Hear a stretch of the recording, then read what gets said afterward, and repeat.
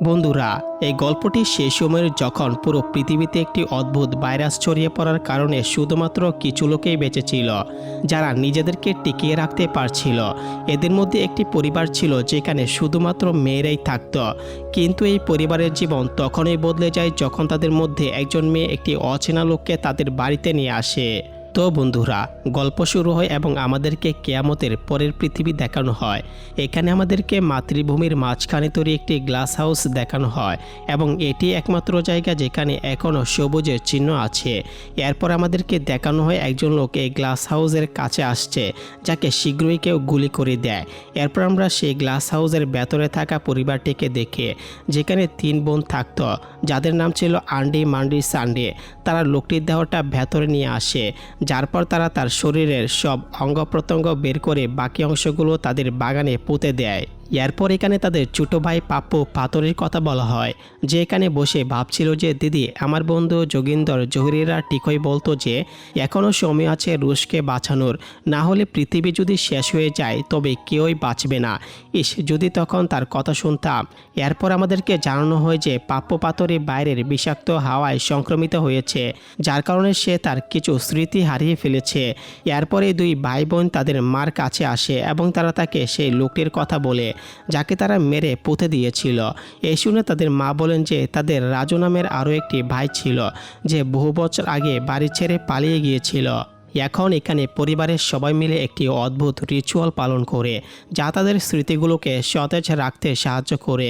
এবার পরের দিন আন্ডি জঙ্গলে পাহারা দিচ্ছিল, তখনই তার নজর আরও একটি অচেনা লোকের উপর পড়ে, যে তাদের কাছে আসছিল এবং অজ্ঞান হওয়ার আগে সে তার মাস্ক খুলে ফেলে। এখন এখানে আন্ডি তাকে না মেরে গ্লাস হাউসের ভেতরে নিয়ে যাওয়ার চিন্তা করে।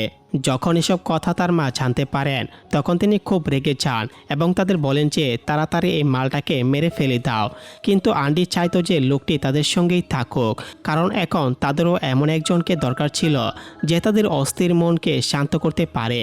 এখন যেহেতু তাদের মাও বহু বছর ধরে রেসলিং খেলা বন্ধ করে দিয়েছিলেন এবং তার গর্ত শুকিয়ে গিয়েছিল, তাই তিনি তার গর্তটিকে ভিজিয়ে নেওয়ার জন্য সেই লোকটিকে এখানে থাকার অনুমতি দিয়ে দেন। এরপর তাদের মা বলেন যে কিভাবে আহত লোকটির পায়ে সেলাই করতে হয়। এরপর আমরা দেখি যে রাতে পাপ্পু পাথরের মা তাকে বিছানার সঙ্গে বেঁধে রাখতেন, কারণ সে রাতে রেসলিং খেলার স্বপ্ন দেখত। কিন্তু যখন পরের দিন সকালে পাপ্পু পাথরের ঘুম ভাঙে, তখন সে এটা দেখে অবাক হয়ে যায় যে রাতে তার নল তার প্যান্টের ভেতরে সব জল ছেড়ে দিয়েছে। এখন যেহেতু পাপ্পু পাথরের এই কাজ রোজকার হয়ে গিয়েছিল, তাই তার বোনেরা তার ভেজা চাদর পরিষ্কার করতে করতে বেশ বিরক্ত হয়ে উঠেছিল। এরপরের দিন সকালে তারা 3 জন মিলে তার আহত লোকটির ব্যান্ডেজগুলো পরিবর্তন করছিল। সেই সময় যখন মান্ডি জল আনতে যায়, তখন আন্ডি সেই লোকটির দিকে স্থিরভাবে তাকিয়ে থাকে, কারণ সে প্রথমবারের মতো এত বড় হাতিয়ার কোনো লোককে দেখেছিল। কিছুক্ষণ পর সে লোকটিরও জ্ঞান ফেরে এবং সে তাদের কাছে জল চায়। তখনই মান্ডি তাকে জল দেয় এবং তাকে কোনো চালাকি না করতে বলে। এদিকে যখন মা জানতে পারেন যে লোকটি জেগে উঠেছে, তখন তিনি তার কাছে জিজ্ঞাসাবাদ করতে আসেন এবং এখানে সেই লোকটির নিজের নাম মনে নেই। তবে সে বলে যে সে শহর থেকে এসেছে। সে জানে যে বাইরের সব কিছু ধ্বংস হয়ে গেছে এবং বেশিরভাগ লোক স্মৃতি হারিয়ে পাগল হয়ে গেছে। পাপ্পু পাথরিও সেই লোকটির আশাতে খুশি ছিল না, কিন্তু আন্ডি তাকে বোঝায় যে লোকটি মোটেও বিপজ্জনক নয়। এরপরের দিন মা সান্ডিকে বলে যে তুমি 2 দিন আগে যে লোকটাকে কবর দিয়েছিলে, তাকে বাইরে বের করো এবং সতর্কতার চিহ্ন হিসেবে তার শরীরটা বাড়ির বাইরে জ্বলিয়ে দাও। তাদের এই কথা শুনে সে অচেনা লোকটির ফটকা 464 হয়ে যায়, যে এরা না আবার তাকে কেটে জ্বলিয়ে দেয়। যাই হোক, পরের দৃশ্যে সান্ডি সেই লোকটির দেহটা সতর্কতার চিহ্ন হিসাবে তাদের বাড়ির বাইরে জ্বলিয়ে দেয়। এরপরে আন্ডি সেই লোকটির সঙ্গে দেখা করতে আসে এবং তাকে সেখানে জন্মানোর বিভিন্ন ধরনের ফল ও সবজি দেখায়, কারণ এখানে আন্ডি সেই লোকটিকে পটাতে চাইছিল। ঠিক তখনই সেখানে সান্ডি আসে। তখন আন্ডি তাকে ফিরিয়ে দেয়, কারণ সে সবার আগে নিজের খাতা খুলতে চেয়েছিল। এরপর সান্ডি আন্ডিকে সতর্ক করে বলে যে এই লোকটির উপর এত ভরসা করিস না, কারণ বেশিরভাগ সময় বিশ্বস্ত লোকেরাই খারাপ প্রমাণিত হয় এবং এটা তোর জন্য বিপজ্জনক হতে পারে। কিন্তু আন্ডি তার কথায় কান দেয় না। পরের দিন আমরা সান্ডিকে দেখি যে সে লোকটিকে জিজ্ঞাসা করে, তুমি আমাকে ঘোড়া কেমন দেখতে বলো তো। তখন ওই লোকটি তাকে বলে, দাঁড়াও আমি এখনই প্যান্ট খুলে আমার কালো ঘোড়া দেখায়। কিন্তু তারপর সে তার মন পরিবর্তন করে এবং তাকে বলে, তুমি আমাকে একটা ছুরি এনে দাও, আমি তোমাকে কাঠ দিয়ে একটা ঘোড়া বানিয়ে দেখিয়ে দেব। তখন তার কথা মেনে নিয়ে সানি বাগানে গিয়ে তার বোনেদের থেকে লুকিয়ে লুকিয়ে একটি ছুরি নিয়ে আসে। এরপর যখন লোকটি কাঠ দিয়ে ঘোড়া বানাচ্ছিল তখন পাপ্পু পাতুরিও তা দেখেছিল। এরপর লোকটি পাপ্পু পাতুরিকেও শেখায় যে ঘোড়ার টুকরোগুলো কিভাবে জুড়তে হয়। তখন পাপ্পু পাতুরিও সেইভাবেই করে, কিন্তু তারপর সে যখন এটা করতে পারছিল না তখন সে রেগে গিয়ে সেখানে ভাঙচুর করতে শুরু করে এবং বলে, দিদি আমার দ্বারা এসব হয় না, আমাকে তো শুধু বাজানোর জন্য একটা রাশিয়ান মেয়ে এনে দাও। তখন তার ভাইয়ের পাগলামি দেখে আন্টি সেই লোকটিকে মুক্ত করে দেয় যাতে সে তার ভাইকে সামলাতে পারে। তখনও এসব দেখে তার মাও বিশ্বাস করে নেন যে এই অচেনা লোকটি তাদের জন্য কোনো বিপদ নয় এবং তাই তিনিও তাকে তাদের পরিবারে স্বাধীনভাবে থাকতে দেওয়ার সিদ্ধান্ত নেন। আন্টি যায় এবং সে সান্ডির সাথে দেখা করার জন্য তার ঘরে যায়। এখানে আন্টি তাকে রাজু বলে ডাকে। এ উত্তরে লোকটি বলে, না আমি রাজু হতে পারি না, কারণ আমি তোমাদেরকে আমার বোন বলে মনে করি না এবং তোমাদের জন্য আমি তেমন অনুভবও করি না। এরপরের দিন আন্টি সেই লোকটিকে ব্রাশ আনতে বলে। এরপর যখন সে ব্রাশ নিয়ে যায় তখন সে সেখানে সান্ডিকে দেখতে পায়। তার হাতে একটি স্মৃতির বাক্স ছিল। এখন সান্ডি সেই লোকটির উপর বেশ রেগেছিল, কারণ সে তার দুই বোনের সাথে তো অনেক সময় কাটিয়েছে, কিন্তু তার দিকে তো সে এখনও ফিরেও দেখেনি। এর পরের দৃশ্যে তাদের মা সে অচেনা লোকটির সাথে দেখা করতে আসেন এবং তাকে বলেন যে পুরুষেরা এত নিরীহ কখনো হয় না, কারণ তারা সুযোগ নিয়ে আমাদের কাছ থেকে কিছু না কিছু চায় এবং আমার মনে হয় তুমিও আমাদের কাছ থেকে কিছু না কিছু চাও। হয়তো তুমি মান্ডির সাথে শারীরিক সম্পর্ক করে তাকে গর্ভবতী করতে চাও। তিনি বলেন যে তুমি তাকে বাজাতে পারো, তবে এটা মনে রাখবে যে যদি তুমি তাকে বাজাও তবে তোমাকে আমাকেও বাজাতে হবে। এরপরের দিন আমরা মান্ডিকে দেখে যে বাগানে সে লোকটিকে এবং তার বোনকে একসাথে দাপাদাপ রেক্সিং খেলছে। এখন তাদের এমন করতে দেখে তার মিষ্টি বিড়ালও বেজা হতে শুরু করে এবং তখনই তার কিছু মনে পড়ে। তার মনে পড়ে যে সে আন্টিকে তার ভাই রাজুর সাথেও ধোয়াদার রেক্সিং করতে দেখেছিল এবং এখান থেকে আমরা জানতে পারি যে আন্টি কেন সেই লোকটির নাম রাজু রাখতে চেয়েছিল। ঠিক তখনই রেক্সিং খেলার সময় যখন সে লোকটির নজর মান্ডির উপর পড়ে তখন সে সেখান থেকে পালিয়ে যায়। এরপর লোকটি মান্ডির কাছে আসে এবং তার সাথে কথা বলার চেষ্টা করে, কিন্তু এখানে মান্ডি তাকে হুমকি দিতে শুরু করেছে, আমি তোর সব চালাকি বুঝতে পারছি, কিন্তু এটা মনে রাখিস যে তুই আমাকে কখনো বাঁচাতে পারবি না। মান্ডি তাকে জানায় যে আন্টি আগে থেকে মাথা খারাপ, তাই তার কিছু যায় আসে না যে তার গর্তে কে রেসলিং করছে। এরপর এই কথা বলে যখন মান্ডি সেখান থেকে চলে যায় তখন সে লোকটি সেখানে মান্ডির সেই বাস্কটি খুঁজে পায়, যার মধ্যে সে তার একটি নেকলেসও পায়। এখন এটা থেকে তার মাথায় একটি বুদ্ধি আসে। সে তার নেকলেসটি চুরি করে নেয় এবং সবাইকে বলে যে তাকে নাকি এই নেকলেসটি তার মা ছোটোবেলায় দিয়েছিলেন। এখন তারা এই কাজ দেখে সান্ডিও বুঝতে পারে যে তারা এই লোকটিকে ভরসা করার মতো ভেবেছিল, কিন্তু সে একটা বিশ্বাসঘাতক।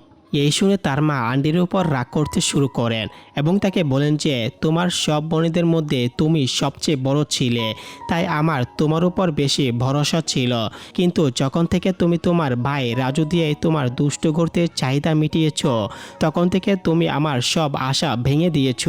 এখন দিন যত যেতে থাকে সেই লোকটি তাদের আরও বেশি বিশ্বাস জিততে থাকে এবং তাদের মাকে আরও কাছ দিতে বলে, কিন্তু এর জবাবে মা তাকে বলেন যে তুমি চিন্তা করো না, তুমি তো এমনিতেও এইখানে আর কয়েকদিনের অতিথি।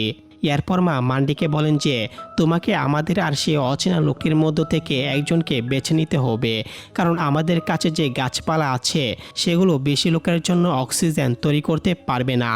এই শুনে আন্ডি চিন্তিত হয়ে পড়ে, কারণ সে সেই লোকটিকেও হারাতে চাইছিল না। তাই তাকে বলে যে যদি তুমি এখান থেকে চলে যাও তাহলে আমিও তোমার সাথে যাব। এরপর আমরা পাপ্পু পাথুরিকে দেখে যে মান্ডির বিছানায় উঠে তার সাথে রেসলিং করার চেষ্টা করে, কিন্তু তখন এই মান্ডি তাকে থামিয়ে দেয়, কারণ এই মুহূর্তে তার এসব করার মেজাজ ছিল না। এরপর যখন এই ব্যাপারে সে অচেনা লোকটি জানতে পারে তখন সে মান্ডিকে বলেছে তোমাকে তোমার বোকা ভাইয়ের যত্ন নেওয়ার কোনো দরকার নেই, কারণ তারও তার নলের আকাঙ্ক্ষা মেটানোর পুরো অধিকার আছে। এর পরের দিন লোকটি তাদের মায়ের সাথে দেখা করতে যায় এবং তাকে বলে যে পাপ্পু পাথরের আরও বোকা হয়ে যাচ্ছে। কালই সে তার বোনকে নল লাগানোর চেষ্টা করেছে, তাই আপনার উচিত আমার বদলে তাকে বাইরে পাঠিয়ে দেওয়া। কিন্তু তার মা তার ছেলের উপর সে অচেনা লোকটির চেয়ে বেশি ভরসা করতেন, তাই তিনি তার কথা মানেন না। কিছুক্ষণ পর রাত হয়ে যায় এবং সে অচেনা লোকটি আবার তাদের মায়ের সাথে দেখা করতে আসে। তাদের মায়ের মনে হয় যে হয়তো সে তার অস্ত্র পেছন দিক দিয়ে প্রবেশ করাবে, কিন্তু তখনই সে লোকটি তার মাকে ধরে ফেলে এবং গলা টিপে তাকে মেরে ফেলে।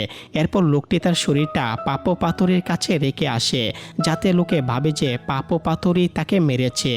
কিন্তু এইসব দেখে পাপ্পু পাথরই ভয় পেয়ে যায় এবং সেই লোকটির উপর হামলা করে।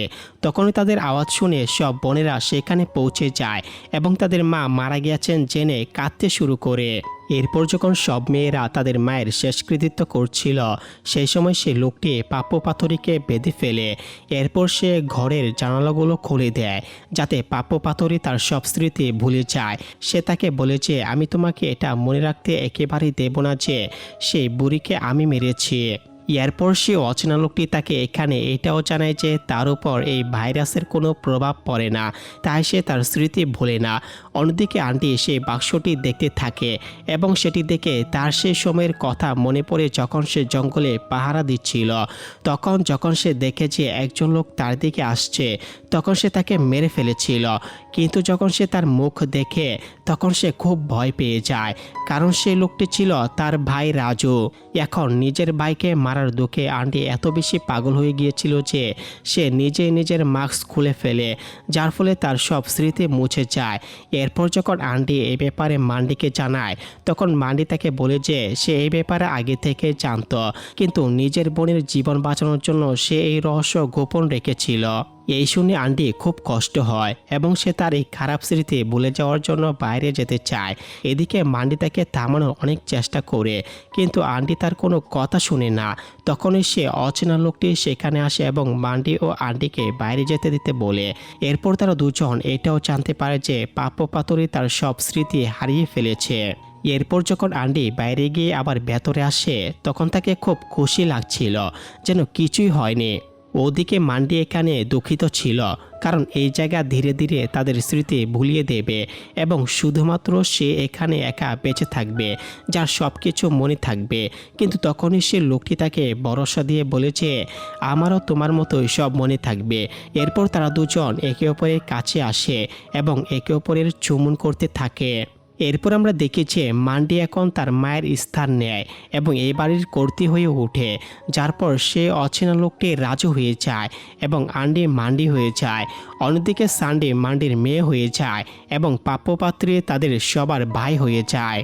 এখন যত দিন যেতে থাকে আন্ডিও রাজুর মতো বিনা মাস্কে বাইরে ঘুরতে শুরু করে। এরপর একদিন পাপ্পু পাথরী হঠাৎ করে মাটি খুঁড়তে শুরু করে এবং সে সেখানে আন্ডি এবং সান্ডির নেকলেসের সাথে দুটি কঙ্কালও খুঁজে পায়। এখান থেকে আমরা জানতে পারি যে মা এখানে আগে বসবাসকারী লোকেদের নাম এবং নেকলেসগুলি যত্ন করে রেখেছিলেন, যার পরে তিনি নতুন লোকেদের তাদের পরিচয় দিয়েছিলেন। এইদিকে সেই লোকটি লুকিয়ে পাপ্পু পাথরীকে দেখছিল। এরপর যখন সে দেখে যে একজন লোক তাদের কাছে আসছে, তখন সে তার দিকে বন্দুক তাক করে, কিন্তু তখনই সে তার মন পরিবর্তন করে এবং সে বন্দুকটি পাপ্পু পাথরীর দিকে তাক করে, কারণ এই পাপ্পু পাথরীর মাথা বিগড়ে গিয়েছিল, তাই সে তাকে মেরে এই নতুন লোকটিকে পাপ্পু পাথরী বানাতে চাইছিল। আসলে বন্ধুরা, এই পরিবারে এই ধারণা ছিল যে যখন এখানে কেউ তার স্মৃতি ভুলে যাবে, তাকে মেরে ফেলে অন্য কোনো নতুন মানুষকে তার পরিচয় দেওয়া হবে।